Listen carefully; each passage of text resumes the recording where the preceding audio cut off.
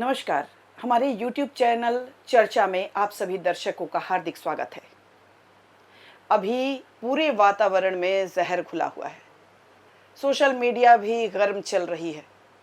फिजाओं में पूरी तरह से अराजकता व्याप्त है और ये तब से हुआ है जब से लोकसभा चुनाव का परिणाम आया है। क्या पक्ष क्या विपक्ष, गाली देने का धंधा शुरू हो चुका है। आज हम लोग इसी पर चर्चा करने के लिए जुटे हैं और हमारे साथ हैं विद्रोही जी, पत्रकार हैं, सोशल एक्टिविस्ट हैं और जन सरोकारों से जुड़े मुद्दों पर चर्चा करते रहते हैं। विद्रोही जी, आपका स्वागत है। आप ये बताइए कि अभी जो आप देख रहे हैं कि सोशल मीडिया में जिस तरह का जहर चल रहा है या वातावरण में भी पक्ष विपक्ष सभी एक तरह से विरोध करना अलग बात होती है, गाली देने का, अश्लील बातें करने का, विरोधियों को मतलब अपमानजनक भाषा का प्रयोग करने का एक दौर फिर से तेज हो गया है। आमतौर पर चुनाव के बाद ये सब शांत हो जाता था जी, लेकिन अभी शांत नहीं हुआ है, बढ़ गया है। यहाँ तक कि जमीनी स्तर पर भी ये विरोध चल रहा है। जैसे अभी कंगना रनौत को थप्पड़ मार दिया किसी ने। मुझे एक आध और घटना ऐसी पता चली जो इलाहाबाद में हुई थी। कुछ लोगों ने, अराजक तत्वों ने जाके किसी रेस्टोरेंट वाले के साथ अभद्रता की।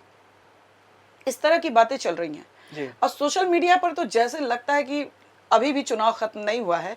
एक तरह से इस तरह की लहर चल रही है। क्यों चल रही है और क्या ये सही है? आपने कहा कि अभी चुनाव खत्म नहीं हुआ, ऐसा लग रहा है। तो बिल्कुल चुनाव जब शुरू होता है और आचार संहिता की घोषणा होती है और पार्टियां जब प्रचार करने के लिए जाती है क्षेत्रों में, तो वो अपने विरोधियों पर निशाना साधती है और निशाना साधने में जब उसकी कमियों को गिनाती है तो फिर उसको लगता है कि जनता के बीच में आक्रामक तरीके से अपनी बात को कैसे पहुंचाए, तो इसमें वो शाब्दिक हिंसा का भी प्रयोग करते हैं। ऐसा तमाम चुनावों में देखा जाता रहा है। लेकिन इस बार के चुनाव में चूंकि आपने चर्चा किया कि चुनाव का जो परिणाम आ गया उसके बाद भी शाब्दिक हिंसा या मतलब शारीरिक हिंसा का भी काम किया जा रहा है। चुनाव के पहले तो जैसे कन्हैया को आपने देखा कि कैसे उसको थप्पड़ मार के उसको ये किया गया। चुनाव के बाद कंगना रनौत जिनकी आपने चर्चा की कि उनको भी थप्पड़ मारा गया। लेकिन दोनों के कारण पर जब आप गौर करेंगी तो दोनों के कारण अलग अलग रहे हैं। जैसे कन्हैया को जो मारा गया तो उस पर एक राजनीतिक कारण था कि चुनाव में हम उससे राजनीतिक तौर पर असहमत हैं और एक झूठ जो एक राजनीतिक पार्टी के द्वारा फैलाया जा रहा है, जो पार्टी सरकार में रही है और उसने अपनी उसके द्वारा जो संचालित पुलिस है उस बारे में प्रचार कन्हैया कुमार को डिफेंड करने की बात नहीं है। कन्हैया कुमार की नहीं, बात हो रही है कि राजनीतिक कारणों पर जो राजनीतिक कारण झूठ फैलाया जा रहा है, उस झूठ के आधार पर वहां पर कन्हैया से को जो मार लगी वो राजनीतिक थी। और यहाँ जो कंगना रनौत की जो पिटाई हुई है या उनको थप्पड़ मारा गया है वो राजनीतिक कारणों से नहीं है। वो उन्होंने एक बयान दिया था उनकी जिसमें उन्होंने अपनी मां के ऊपर ले लिया कि 100-200 रुपए में महिलाएं जाके धरना पर बैठती है। उसमें चूंकि उस महिला की मां बैठी हुई थी तो कोई अपने माँ बाप के बारे में, ये तो क्रिया के प्रति विपरीत प्रतिक्रिया है। और इसको आप कैसे ले सकती हैं कि ये हिंसा हुआ, ये अपराध हुआ, ये हुआ, ये तो गुस्से में आदमी कर दिया है। ये तो आपकी बहुत ही बायस और बिल्कुल ही बायस ओपिनियन है कि आप एक पक्ष को तो कह रहे हैं कि वो राजनीतिक हिंसा करवा रहा है और उसने जो है पॉलिटिकल कारणों से टुकड़े टुकड़े गैंग का नारा जो लगा और ये लगा, उसके चलते उसके ऊपर अटैक हुआ और एक राजनीतिक पार्टी ने करवाया। और आप कंगना को कह रहे हैं कि वो राजनीतिक कारणों से नहीं हुआ, क्योंकि तो ये इसमें कोई राजनीतिक पार्टी इन्वॉल्व है। आपका ये कैसे कह सकते हैं कि उसको इंडिया गठबंधन के किस नेता ने कहा कि कंगना रनौत को थप्पड़ मारना चाहिए, कंगना रनौत गलत महिला है? बीजेपी के किसी नेता ने कहा कि कन्हैया कुमार को जाके थप्पड़ मार दो? जी, बीजेपी के नेताओं ने कहा कि कन्हैया कुमार टुकड़े टुकड़े गैंग देश को तोड़ने की साजिश कर रहे हैं, उन्होंने ऐसा किया है और ऐसे लोगों को है सो जनता बेनकाब करने जा रही है, तो उन्होंने उकसाने का तो काम किया। हम लोग और कपिल मिश्रा जी ने कहा, तो ये सारी चीजें जो है विषय से डिबेट कर रहे हैं। अनिल जी, बात ये नहीं है कि आप इस तरह से बातें पेश कर रहे हैं जैसे कन्हैया को थप्पड़ मारा जाना एक बहुत अच्छा कृत्य नहीं था और पार्टी ने करवाया और कंगना को थप्पड़ मारा जाना एक बहुत बढ़िया काम था और ऐसा होना चाहिए। इस काम का समर्थन नहीं कर रहा, मैं इस काम का समर्थन नहीं कर चाहे हिंसा कहीं से भी है सो गलत है और उसकी निंदा की जानी चाहिए। लेकिन आपने जो चूंकि चर्चा शुरू की वो राजनीतिक कारणों पर चर्चा शुरू की कि चुनाव के पहले और चुनाव के बाद लोगों के द्वारा हिंसा की जा रही है। कहीं कोई व्यक्तिगत कारण होता है, कहीं कोई राजनीतिक कारण होता है, तो इन दोनों कारणों को किसी एक भी चश्मे से लगा के हम नहीं देख सकते। नहीं अनिल जी, मेरा सिर्फ ये कहना है कि कारण चाहे व्यक्तिगत हो, चाहे राजनीतिक हो, चाहे कुछ भी हो, जब हम बात संविधान की कर रहे हैं, कानून की कर रहे जी। हैं, तो हमको ये बिल्कुल हक नहीं है कि हम किसी के ऊपर प्रहार करें, व्यक्तिगत अटैक करें, उसको मौखिक हिंसा करें, उसको गाली दें या फिर उसको थप्पड़ मारें। जी। ये कन्हैया के साथ भी जो हुआ वो गलत हुआ और कंगना के साथ भी जो हो रहा है वो गलत हुआ है। जी। इसका हम समर्थन नहीं कर सकते। नहीं, इसका तो जब समर्थन कोई नहीं करेगा। किसी चीज के जी। लिए विरोधी है, हमसे विरोध है हमको किसी से, तो हम उसके या किसी की बात से हमको आहत हुए हैं तो हम जाएंगे, कोर्ट जाएंगे, थाने जाएंगे, पुलिस जाएंगे या प्रोसेशन करेंगे, या हम उसके खिलाफ, सोशल मीडिया है, आप जी। लिखिए उसके खिलाफ कि उसने मेरे साथ गलत किया या मेरी माँ को अभद्र टिप्पणी की। यदि आपकी बात में दम होगा तो जी। जनता आपका समर्थन करेगी। आप सही तरीके से अपनी बात को लॉजिकल तरीके से आप ले जाते हैं जनता के सामने, तो बिल्कुल उसको जनता समर्थन करेगी। इसका मतलब ये थोड़ा है कि हम जाके किसी को थप्पड़ मार दे, किसी को गाली दे दे, किसी को अपमानजनक भाषा का प्रयोग करें, ये तो सही नहीं है ना। इस चीज को इस तरीके से देखा जा सकता है कि अगर कोई व्यक्ति किसी को, कोई समूह है या राजनीतिक संगठन है, किसी को उकसाने वाली बात करके अगर किसी घटना को अंजाम दिलवाता है तो वो एक अलग मैटर होता है। और कोई एक व्यक्ति किसी व्यक्ति से खफा हो जाए और वो, जैसे गांव घर में लड़ाई झगड़ा नहीं हो जाता है, तो गांव घर में अगर एक महिला दूसरे महिला का झोंटा नोच ली, कोई जाके किसी को एक थप्पड़ किसी के बात से गुस्सा होकर लगा दिया, उसको पर्सनली लेके, इस महिला ने जो थप्पड़ लगाई इसने अपने मां पर ले लिया, जो कंगना ने कहा। अभी कंगना ने इंस्टाग्राम पर पोस्ट लिखा है कि खालिस्तानी की तरह उन्होंने मुझ पर वार किया। तो ये बात व्यक्तिगत बात है, ये राजनीति नहीं नहीं, उनको बिल्कुल अगर नहीं, बिल्कुल नहीं, महिला जो नहीं है, नहीं नहीं जी, अनिल जी, अभी आप फैजाबाद की आप बात देखेंगे, फैजाबाद में आप देखेंगे कि वहां पर भाजपा चुनाव हार गई है और लोग अब वहां के लोगों को गद्दार कहना शुरू कर दिए हैं। हम लोग इसको आप किस चश्मे से देखती हैं, इसको बताइए। इस पे हम चर्चा, यही हम जी। चर्चा कर रहे हैं कि चाहे भाजपा के लोगों ने उनको गद्दार कहना शुरू किया, जी, या सोशल मीडिया पर अयोध्या वासियों को गाली दी जा रही है, आज चाहे इंडिया गठबंधन से जुड़े हुए लोग अन्य लोगों को या कंगना के लिए शब्दों का प्रयोग कर रहे हैं या उसको थप्पड़ मार इंडिया रहे के हैं, किस नेता ने अपशब्द का प्रयोग किया है? वो तो मेरे पास सोशल मीडिया पर पूरा एक लिस्ट है, वो अलग, उस पे हम लोग चर्चा डिबेट कर सकते हैं। जी, जी। हम इसका प्रूफ आपको दे देंगे। जी। दोनों तरफ से खूब गाली और प्रतिहिंसा का दौर चल रहा है। जी। और हम सिर्फ एक पक्ष को लेके ये नहीं कह सकते अनिल जी कि एक पक्ष कर रहा है तो सही है, दूसरा पक्ष कर रहा है तो गलत है।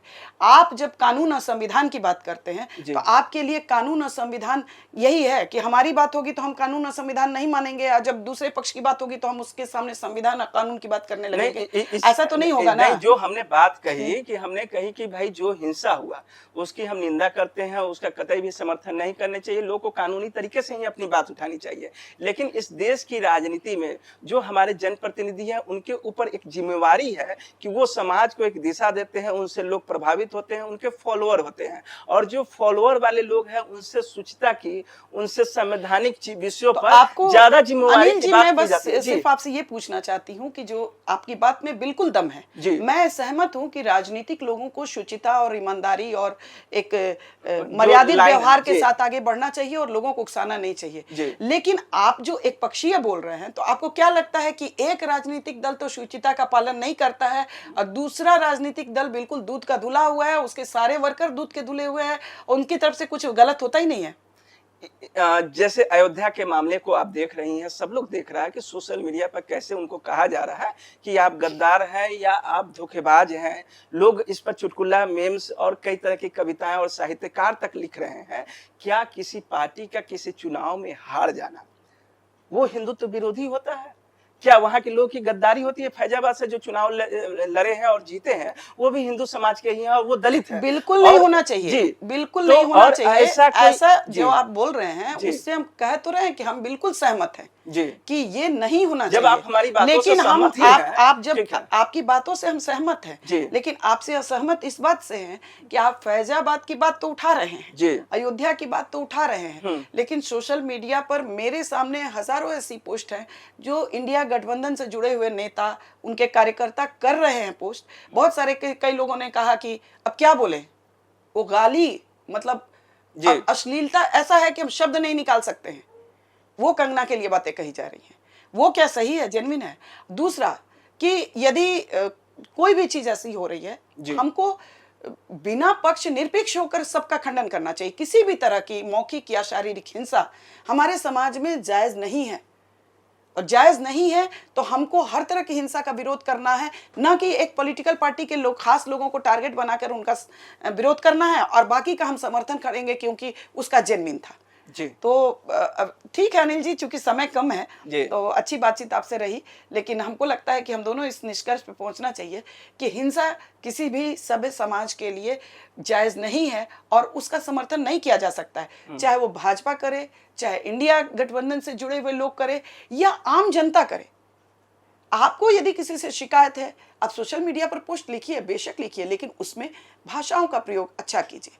आप अपनी बात पुलिस तक ले जाइए, थाने तक ले जाइए, मानहानि का केस कीजिए। बहुत सारे उपाय हैं आपके पास। यदि हम लोग संविधान को मानने वाले लोग हैं, कानून को मानने वाले लोग हैं, इस तरह की शब्दों की भाषा, इस तरह की अश्लीलता की भाषा हमारे समाज में स्वीकार्य नहीं है, चाहे वो कोई भी हो। आज हम बस इतना ही विराम देते हैं इस बात को, और उम्मीद करते हैं कि जनता भी इस बात को समझेगी। और कृपया आप सभी लोगों से नम्र निवेदन है कि सोशल मीडिया पर इस तरह के अपशब्दों का प्रयोग ना करें। यदि आपको किसी से शिकायत है तो बेशक लिखिए, बहुत बड़ा प्लेटफॉर्म है, लेकिन उसको तरीके से और मर्यादित तरीके से लिखिए। बिल्कुल मैम, आपकी बातों से हम सहमत हैं कि हिंसा नहीं होनी चाहिए और जो भी मुद्दा हो, आपकी सहमति असहमति है, उसको संवैधानिक तरीके से अपनी बात को उठाना चाहिए। लेकिन मेरा फिर से कहना है कि अगर जिम्मेदार पदों पर बैठे हुए लोग अगर किसी को भड़काने का या उकसाने का काम करते हैं, उसके प्रभाव में आकर कुछ लोग अगर कांड करते हैं तो वो बड़े लेवल पर जाता है, मास लेवल पर जाता है, उससे समाज को ज़्यादा नुकसान होता है। तो ऐसे जिम्मेदार लोगों पर है सो पहले कार्रवाई होनी चाहिए और उसके बाद जो ऐसे हिंसा करते हैं उन पर भी कार्रवाई होनी चाहिए। बेशक कंगना वाले मामले में भी है सो कार्रवाई की गई और उनको सस्पेंड कर दिया गया है, उनकी नौकरी खतरे में है। और इसके साथ साथ जो मनोज तिवारी ने कहा, उससे प्रभावित होकर किसी ने कन्हैया पर हाथ उठा दिया, आज जो फैजाबाद में हो रहा है, तो ये तमाम जो हिंसाएं हो रही है, ये किसी न किसी तरीके से किसी राजनीतिक पार्टी के द्वारा प्रेरित होकर और उसके प्रभाव में आके लोग कर रहे हैं। इस पर लगाम लगना चाहिए और निश्चित रूप से जो सरकार होगी, सवाल उन्हीं से होगा और सरकार में बैठे हुए लोग इसके ज्यादा जिम्मेवार होंगे। ये हम उनसे कहेंगे कि आप इस पर कार्रवाई कीजिए और अपने लोगों पर है सो रोक लगाइए। बहुत बहुत धन्यवाद आपको। हाँ जी, धन्यवाद अनिल जी, आपकी बातों से मैं सहमत हूँ कि कार्रवाई होनी चाहिए और बड़े लोगों को उकसाने से बचना चाहिए। लेकिन एक बात से मैं फिर भी असहमत हूँ आपकी कि आप सिर्फ पार्टी विशेष के लोगों को ही बोल रहे हैं, अदर जो साइड से जो बातें आती हैं उस पर आप नहीं बोल रहे हैं। जैसे वोट जिहाद की भी बात हुई थी तो उस पर आपने कुछ चर्चा नहीं की, आप सिर्फ एक पार्टी पर निशाना साध रहे हैं। तो हम लोग को बचना चाहिए, पत्रकारों को, इससे। खैर, हमारी काफ़ी सार्थक चर्चा रही और इस पर आप लोग अपनी प्रतिक्रिया से ज़रूर अवगत कराएं। हमारे चैनल को देखें, लाइक करें, सब्सक्राइब करें। नमस्कार, धन्यवाद।